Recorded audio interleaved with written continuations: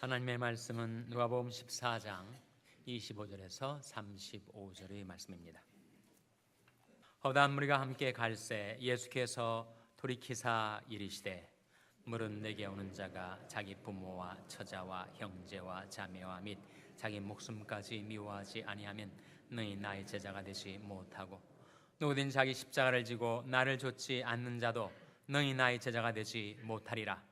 너 중에 누가 망대를 세우고자 할진대 자기 가진 것이 준공하기까지에 족할는지 먼저 앉아 그 비용을 계산하지 아니하겠느냐. 그렇게 아니하여 그 기초만 쌓고 능히 이루지 못하면 보는 자가 다 비웃어 가로되 이 사람이 역사를 시작하고 능히 이루지 못한다 하리라. 또 어느 임금이 다른 임금과 싸우러 갈 때 먼저 앉아 1만으로서 저 2만을 가지고 오는 자를 대적할 수 있을까 헤아리지 아니하겠느냐. 만일 못할 터이면 저가 아직 멀리 있을 동안에 사신을 보내어 화친을 청할지니라. 이와 같이 너희 중에 누구든지 자기 모든 소유를 버리지 아니하면 능히 내 제자가 되지 못하리라. 소금이 좋은 것이나 소금도 만일 그 맛을 잃었으면 무엇으로 짜게 하려. 다 같이 읽으시겠습니다. 땅에도 고름에도 쓸데없어 내어 버리느니라. 들을 귀가 있는 자는 들을지어다 하시니라. 아멘. 할렐루야. 서로의 평강의 복을 기원하는 마음으로 샬롬 인사 나누시기 바랍니다. 샬롬. 샬롬. 우리 인생의 존재 이유가 무엇일까요? 우리 존재의 가치가 어디에 있는 것일까요?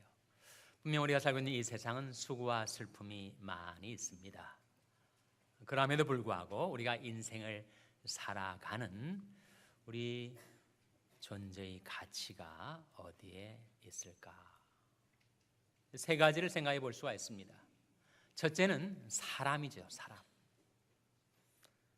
우리는 가족들을 위해서 삽니다. 자기 배우자, 자기 자식들, 자기 부모님, 형제, 자매, 자기 자신까지 포함해서 사람을 위해서 살죠. 만일 우리가 살아갈 가족들이 없다면 우리 삶의 의욕은 꺾이고 말 것입니다. 두 번째는 목적이죠. 내 짧고 유한한 내 인생을 통해서 무언가 내가 이루고자 하는 것, 내 인생의 목적, 나의 꿈, 포부, 그것이 중요한 가치임에 분명합니다. 그것이 없으면 우리는 정말 매일매일 살아갈 힘을 잃어버리고 말지 않겠습니까? 나는 이것을 위해서 산다라는 나의 목적, 나의 뜻, 나의 꿈이 중요한 가치입니다. 세 번째는 나의 소유죠. 재물, 돈을 가리켜서 coined blood라고 합니다. 주조된 피란 말이죠. 내가 피땀 흘려 일구어 놓은 나의 소유, 그것이 인생이 애지중지하는 가치입니다. 그래서 사람, 목적, 소유야말로 우리 삶을 추진시키는 동인과 동력이 되고 우리가 귀중히 여기는 인생의 3대 가치다라고 말할 수가 있을 것입니다. 네, 오늘 본 말씀에는 바로 예수님의 저 유명한 제자직의 대가라고 그 제목이 붙여져 있는 제자가 되려는 자가 치러야 될 비용, 치러야 될 대가에 관한 말씀, The cost of discipleship에 대한 말씀이 나타나 있습니다. 예수님이 제자가 되려는 자가 치러야 될 대가가 무엇일까? 세 가지를 말씀하세요. 먼저 25절 한번 같이 읽겠습니다. 25절 말씀 같이 읽겠습니다. 시작. 허다한 무리가 함께 갈새 예수께서 돌이키사 이르시되. 지금 예수님을 따라서 허다한 무리가, 수많은 군중들이 예수님을 따라가고 있는데 갑자기 주님께서 뒤를 돌아다 보시면서 이르시는 말씀이 26 6절에 나오죠. 26절 말씀 같이 읽겠습니다. 시작. 무릇 내게 오는 자가 자기 부모와 처자와 형제와 자매와 및 자기 목숨까지 미워하지 아니하면 능히 나의 제자가 되지 못하고. 제자가 되려는 자가 치러야 될 대가, 첫 번째가 뭐라는 거예요? 바로 사람이다. 사람. 자기 부모, 처자, 자기 배우자와 자식들을 말하죠. 그리고 형제, 자매, 자기 목숨까지 미워하지 아니하면 능히 나의 제자가 되지 못한다. 사람에 있어서의 포기가 이루어지지 않는다면 주님의 제자된 삶을 살기는 불가하다 하는 말씀이죠. 이 말씀을 대할 때 상당히 곤혹스럽게 됩니다. 이게 정말 가족들을 미워하라는 말씀인가? 성경은 가족들을 사랑하는 말씀도 하고 있지 않아요? 디모데전서 5장 8절 말씀에 누구든지 자기 친족, 특히 자기 가족을 돌아보지 아니하면 믿음을 배반한 자요 불신자보다 더 악한 자니라. 가족 사랑, 가족을 돌보며 가족의 필요를 공급하며 가족 부양에 관하여 말씀하시는 대목이 있는데, 어떻게 예수님께서는 제자가 되려는 자는 자기 가족을 미워해야 된다고 말씀하시는 것일까? 그 주님의 말씀의 뜻은 이 미워하다라는 동사의 의미를 우리가 이해할 때 알게 됩니다. 미국에 많은 대통령들이 지금까지 있어 왔는데, 미국의 3대 3명의 가장 위대한 대통령을 뽑는 데 있어서 대부분 학자들이 일치를 합니다. 초대 대통령인 조지 워싱턴, 그리고 16대 대통령인 아브라함 링컨, 그리고 32대 대통령인 FDR은 바로 프랭클린 델라노 루즈벨트 대통령을 말하죠. 근자에 들어서 근대에 있어서 가장 뛰어난 대통령이 바로 FDR인데, FDR은 정말 미국 역사상 유례 없이 사선까지 했습니다. 그러니까 보통 잘 대통령직을 수행하면 재선까지는 하지만 FDR은 3선 그리고 4선까지 되어서 4선된 지 3개월 후에 죽었어요.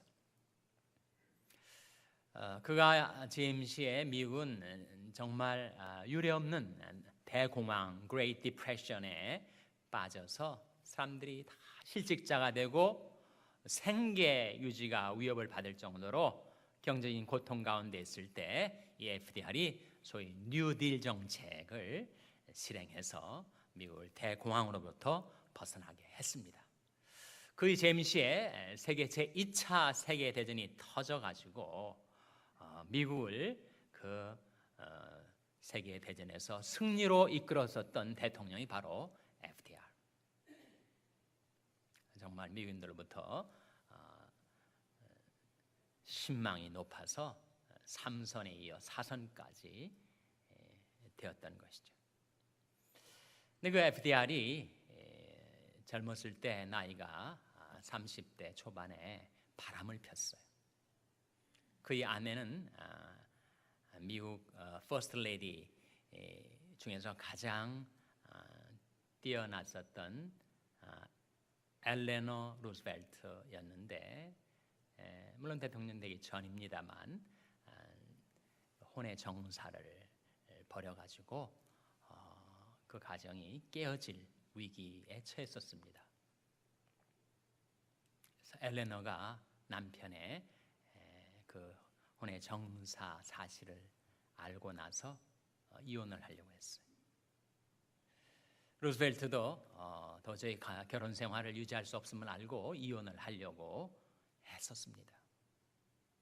당시만 해도 사회적인 통념이 이혼을 허용치 않고 이혼한 정치는 그야말로 앞길이 이제 막혀버리게 되는 거죠. 그런데다가 그의 어머니 사라 루즈벨트가 너 엘레노랑 이혼하면 우리 가족의 재산, 뉴욕에 있던 거대한 대지 저택, 재산이 있었거든요.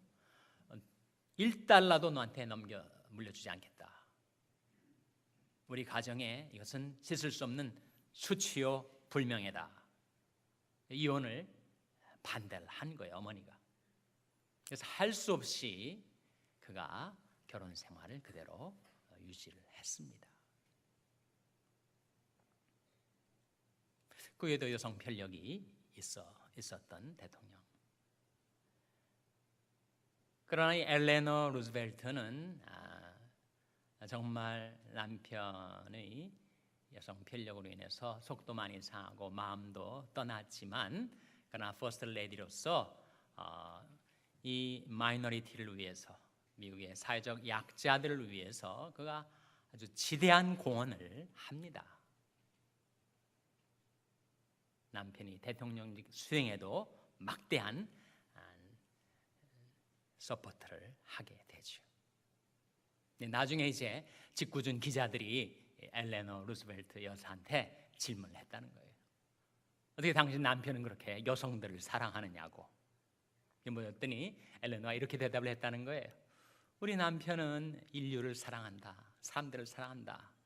근데 그 사람들의 절반이 여자다. 그래서 여성들을 사랑하는 것이 당연하지 않느냐. 그렇게 대답을 했다고 합니다.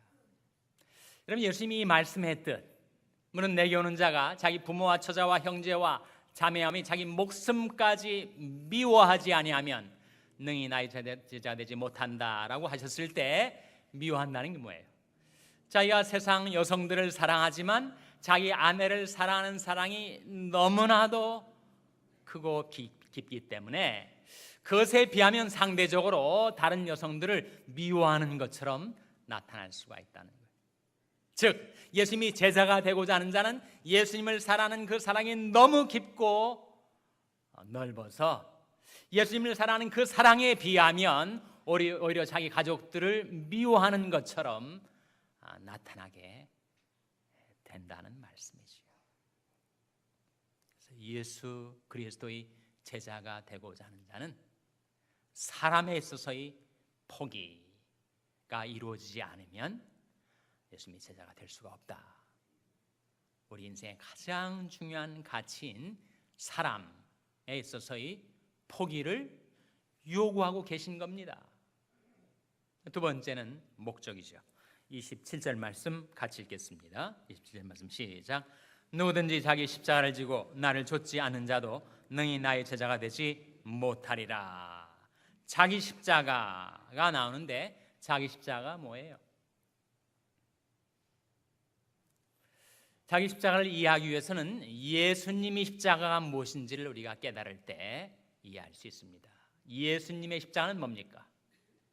예수님의 십자가는 하나님의 뜻을 받들어 살기 위해서 주님이 치르셨던 희생과 고통, 그것이 바로 예수님의 십자가죠. 하나님 뜻이 뭐예요?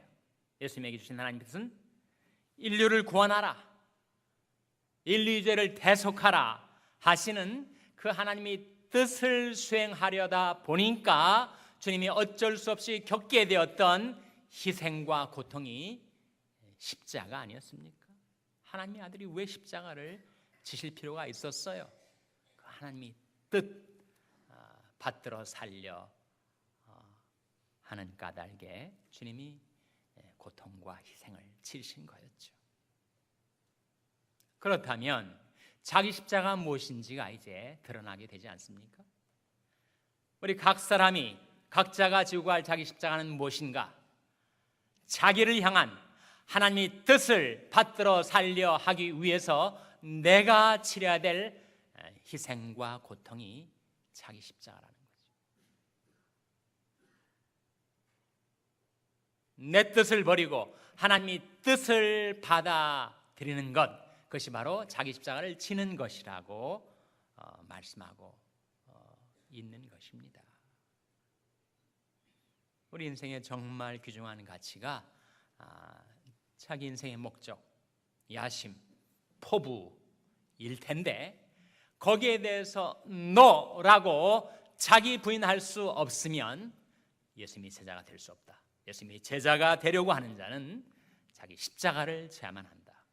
그 의미는 바로 나를 향하신 하나님의 뜻을 받들어 살기 위해서 내가 희생과 고통을 치를 용의가 있을 때 그때 자기 십자가를 지고 나를 따를 수 있는 거다라고 말씀하고 계신 거죠. 그래서 제자직의 대가, cost of discipleship이 무엇인가? 바로 예수님이 제자가 되기 위해서는 사람의 포기가 있어야 되고 자기 목적의 포기가 있어야 되고 그리고 셋째로 자기 소유에 있어서의 포기를 33절에서 요구하고 계신 겁니다. 33절 말씀 같이 읽겠습니다. 시작. 이와 같이 너희 중에 누구든지 자기 모든 소유를 버리지 아니하면 너희 내 제자가 되지 못하리라. 자기 모든 소유를 버리지 아니하면, 이 말씀은 예수님이 제자가 되려는 사람은 다 무소유를 실천해야 된다, 그런 뜻일까요? 다 예수님처럼. 예수님이 어떻게 사셨어요? 여우도 굴이 있고 공중의 새도 깃들 곳이 있으되 인자는 머리 들 곳이 없느니라 말씀하신 대로 우리도 무소유를 실천해서 홈리스가 되어야만, 노숙자가 되어야만 예수님이 제자가 될 수 있다는 뜻일까요? 이 말씀의 의미는 물론 자기가 피땀 흘려 일구는 자기 소유이겠지만 그 자기 소유를 의지하며 살려는, 그래서 하나님 굳이 의지하지 않고도 넉넉하게 내 인생을 살아갈 수 있을 것이냐, 자기 소유를 의지하는 그 허탄한 의뢰를 버리지 않으면 내 제자가 되지 못한다 라고 하는 말씀이겠죠, 여러분.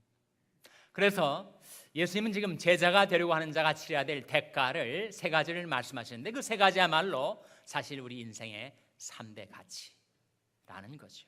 사람, 목적, 소유에 있어서의 자기 부인과 포기가 이루어지지 않으면 예수님의 제자가 될 수 없다. 예수님이 그러니까 정말 엄청난 걸 우리한테 요구하는 거죠. 제자직을 수행하려는 자, 예수님이 제자로서 주님을 따르는 자가 걸머져야 될 그 짐이 얼마나 크고 무거운 것인가를 우리에게 보여주고 있는 겁니다. 그러면 우리는 질문을 하게 돼요. 아니 주님, 그렇게 우리에게서 가장 귀중한 세 가지를 대가로 지불하라고 요구하신다면, 그렇다면 어떤 보상을 우리에게 약속하시는 것입니까? 제자의 대가가 그거라면 제자직의 보상은 무엇입니까? 그런 질문을 우리가 하게 되지 않겠습니까? 주님이 말씀하신 이 말씀 가운데 제자직의 보상 세 가지가 사실은 들어 있습니다. 예수님을 따르는 제자가 된 사람에 있어서는 첫째로 사람에 있어서의 보상을 받습니다.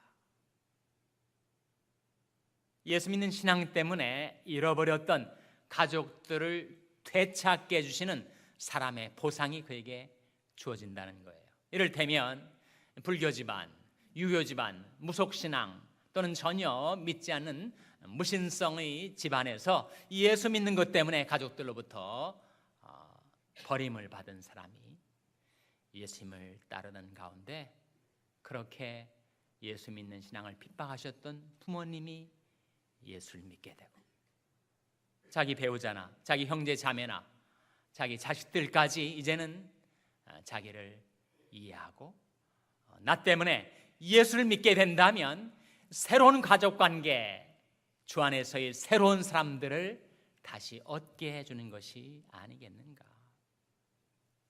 뿐만 아니라 주님 안에서의 새로운 가족들, 하나님을 아버지로 예수님을 맏형님으로 모신 가운데 함께 더불어 살아가는 성도들이 사람의 보상입니다.